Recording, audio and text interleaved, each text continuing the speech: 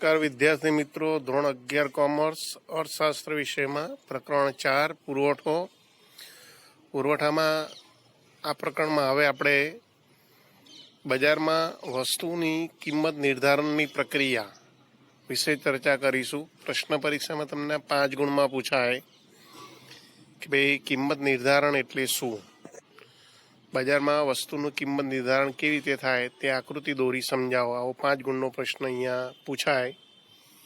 તો અહીંયા આગળ આપણે પ્રકરણ 3માં માંગનો નિયમ સમજ્યા અને પ્રકરણ 4માં આપણે પુરવઠાનો નિયમની સમજૂતી મેળવી।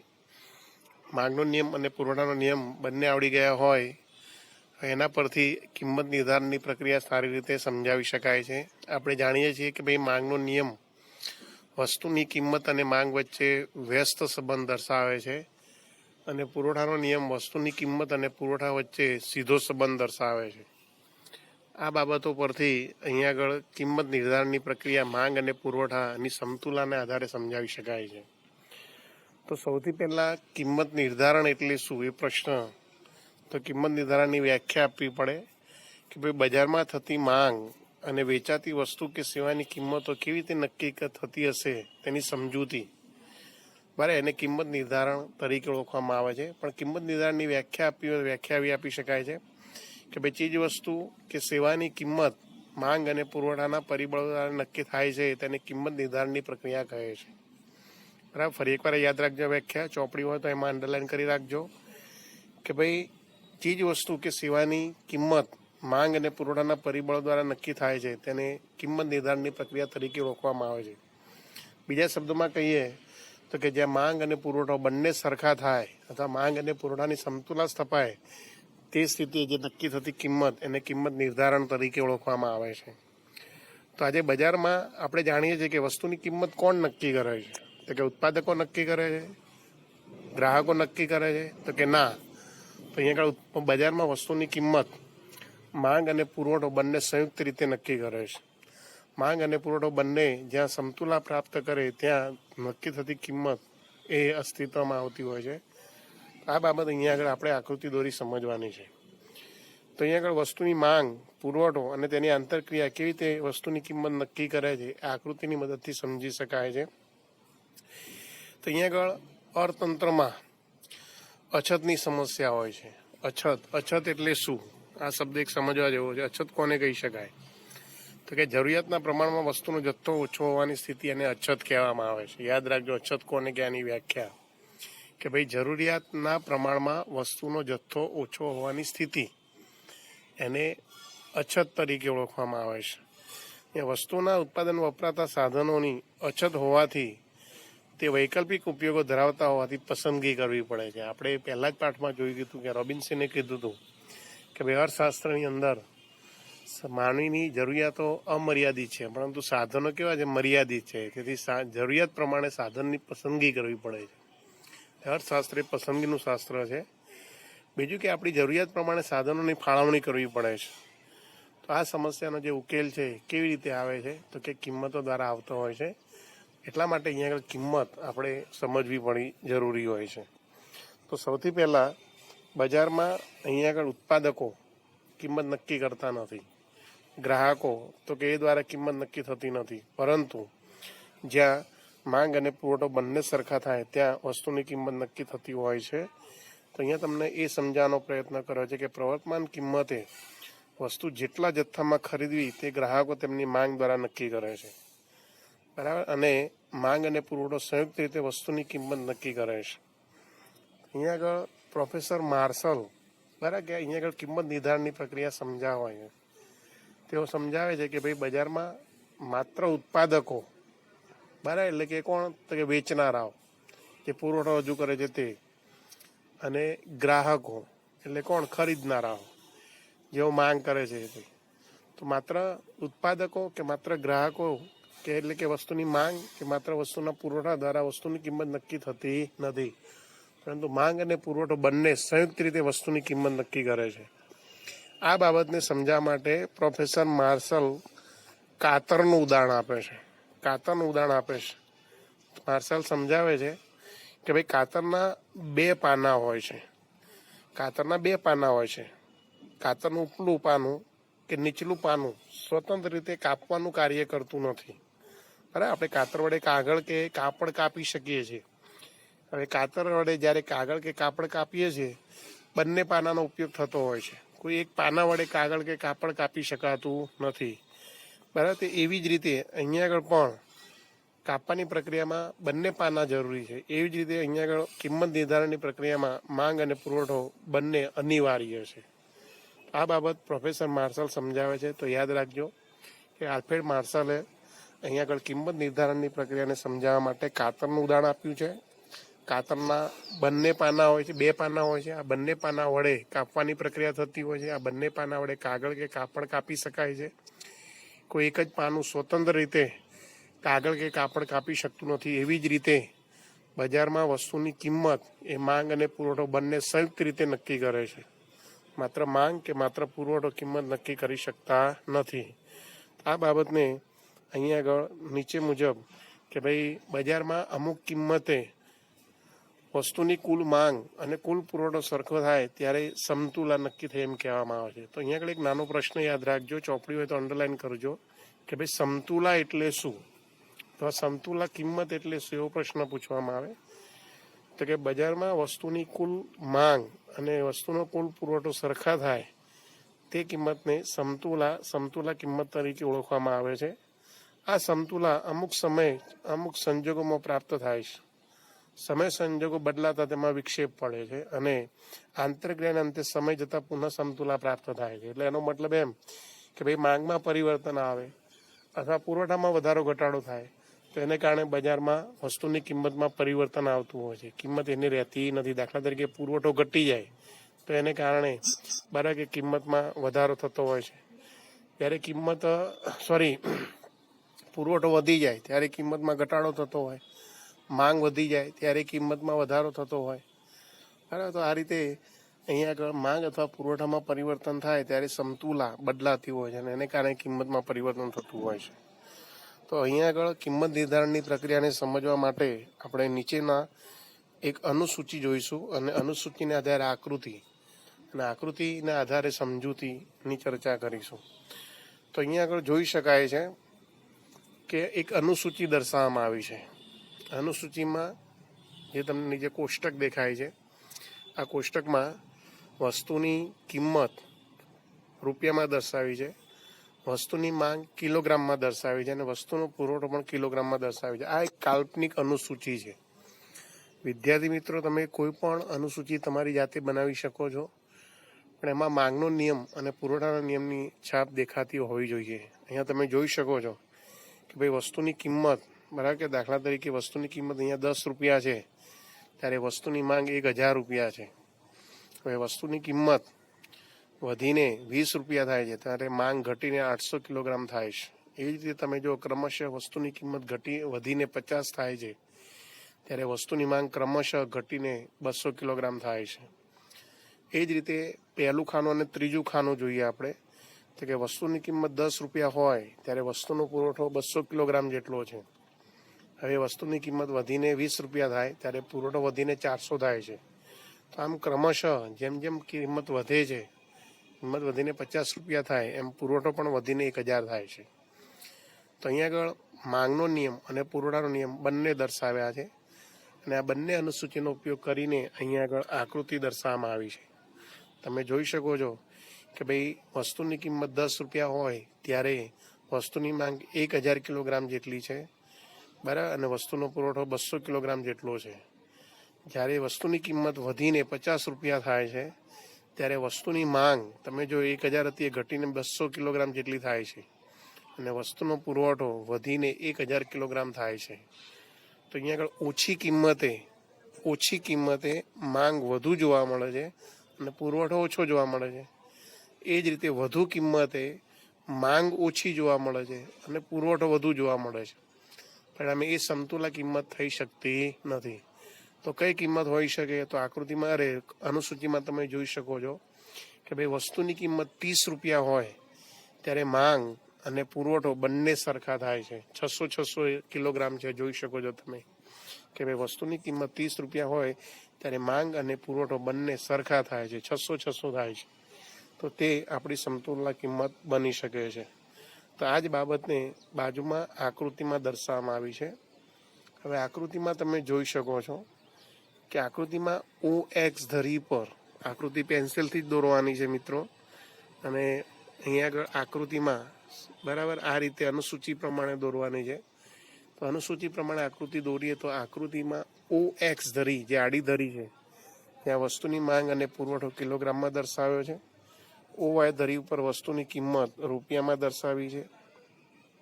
બરાબર. હવે અનુસૂચિ પ્રમાણે આપણે બરાબર કે અહીંયા આગળ વૈકલ્પિક બિંદુઓ દર્શાવવાના છે કે દાખલા તરીકે વસ્તુની કિંમત 10 રૂપિયા હોય ત્યારે વસ્તુની માંગ 1000 કિલોગ્રામ છે.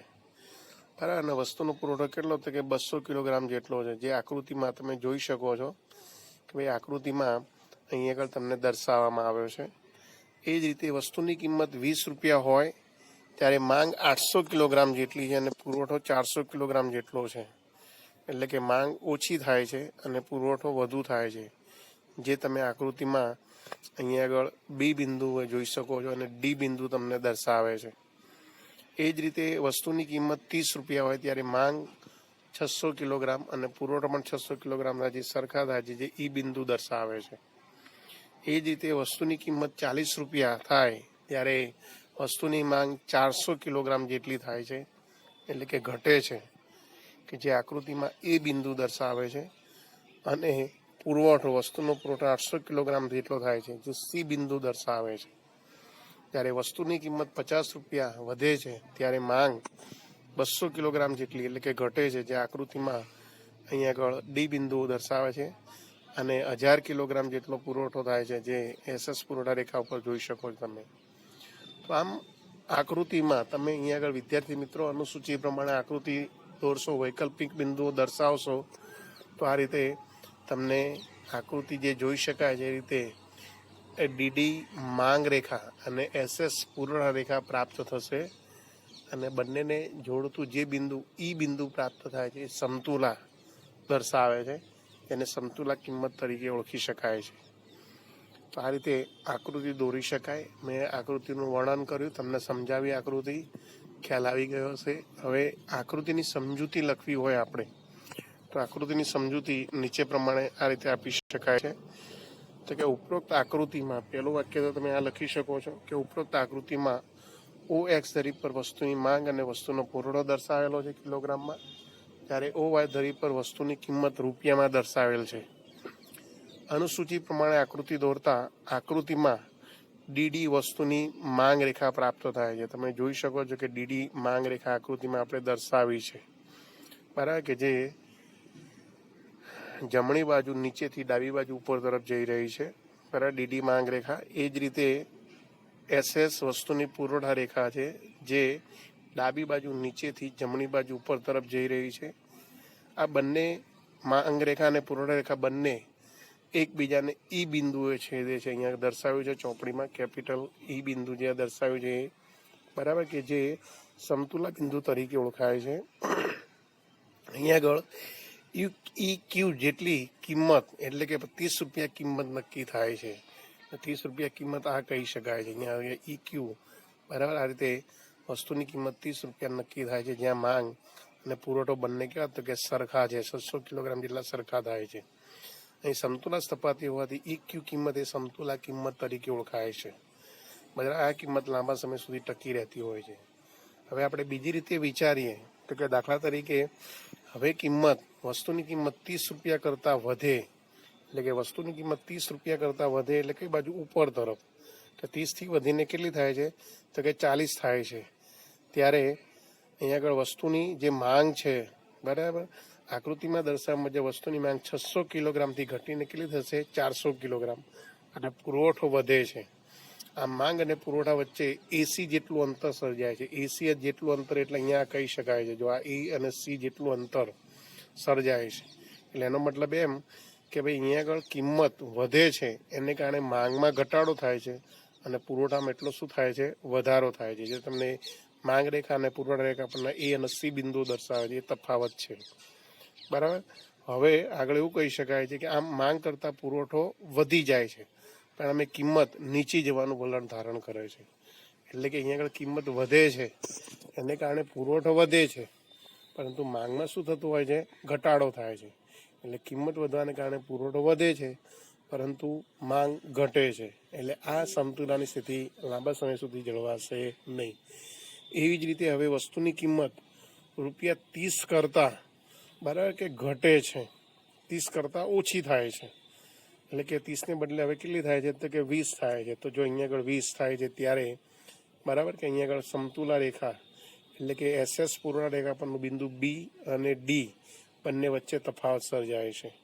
એટલે કે અહીંયા આગળ કિંમત ઘટે છે ત્યારે પુરવઠો છે એ ઘટે છે અને માંગમાં શું થતો હોય છે? વધારો. માંગમાં 800 એકમ જેટલી 800 કિલોગ્રામ જેટલી માંગ વધે છે.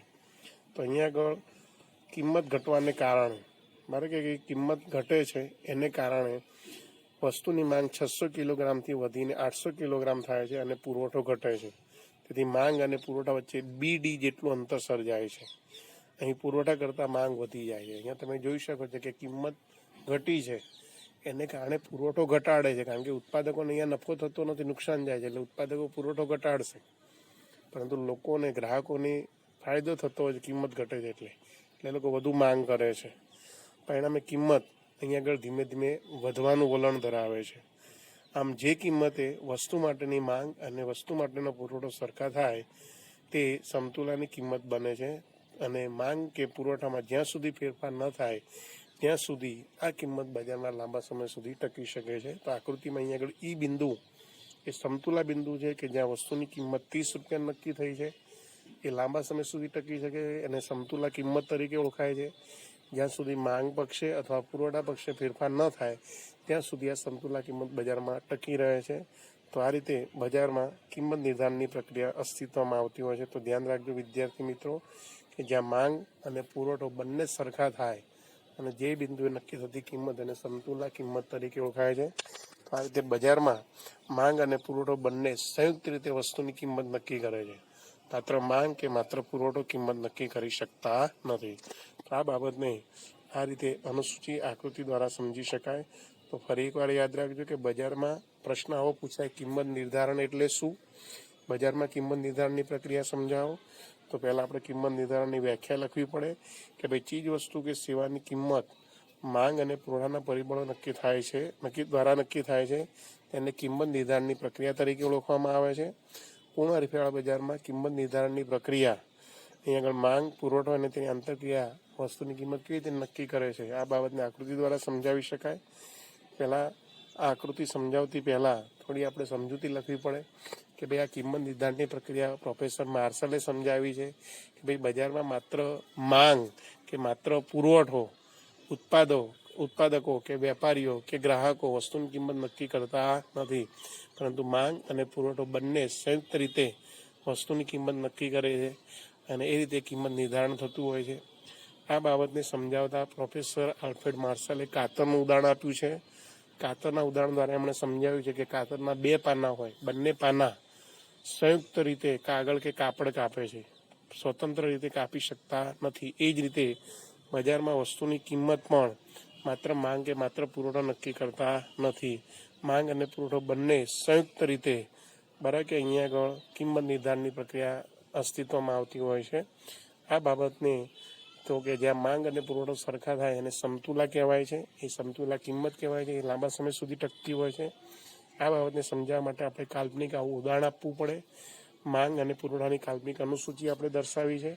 આ અનુસૂચિને આધારે આકૃતિ દર્શાવવામાં આવે. આકૃતિમાં માંગ રેખા અને પુરવઠા રેખા બંને એકબીજાને જ્યાં સ્પર્શે છે બરાબર ત્યાં એ બિંદુએ સમતુલા પ્રાપ્ત થાય છે. હવે એ બિંદુ ત્યાં તમે જોઈ શકો છો પુરવઠાની અનુસૂચિ પ્રમાણે તો કે ₹30 કિંમત નક્કી થાય છે. કેમ? કારણ કે ત્યાં માંગ અને પુરવઠો બંને સરખા થાય છે. તો આમ માંગ અને પુરવઠો બંને સરખા થતા હોય ત્યાં વસ્તુની કિંમત નક્કી થતી હોય છે અને એ રીતે કિંમત નિર્ધારણ થતું હોય છે. તો જ્યાં સુધી માંગ પક્ષે અથવા પુરવઠા પક્ષે ફેરફાર ન થાય ત્યાં સુધી આ કિંમત લાંબા સમય સુધી ટકી રહે છે. આ રીતે કિંમત નિર્ધારણની પ્રક્રિયા સમજાવી શકાય. ઓકે વિદ્યાર્થી મિત્રો, હવે આ પ્રકરણની અંદર બરાબર આપણે અહીંયા આગળ પ્રકરણ લગભગ પૂરું થાય છે. કોઈ પ્રશ્ન બાકી રહેતો નથી. એક પ્રશ્નની ચર્ચા કે જે વ્યક્તિગત માંગ અને વ્યક્તિગત પુરવઠો કોને કહેવાય, બજાર પુરવઠો કોને કહેવાય, એ થોડીક ચર્ચા કરી લઈએ આપણે. તો જો એક આ મુદ્દો પણ સમજી લો કે વ્યક્તિગત પુરવઠો એટલે શું અને બજાર પુરવઠો એટલે શું. તો જેમ આપણે વ્યક્તિગત માંગ અને બજાર માંગ વિશે ચર્ચા કરી હતી, એવી જ રીતે અહીંયા આગળ વ્યક્તિગત પુરવઠો એટલે શું અને બજાર પુરવઠો એટલે શું એની વ્યાખ્યા છે.